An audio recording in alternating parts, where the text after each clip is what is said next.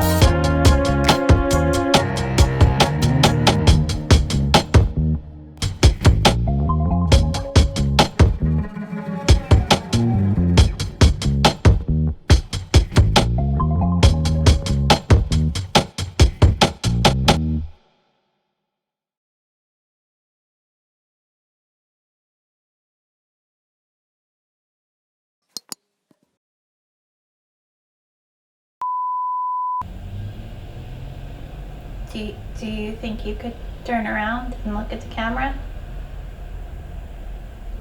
Please? Waiting on you, kid.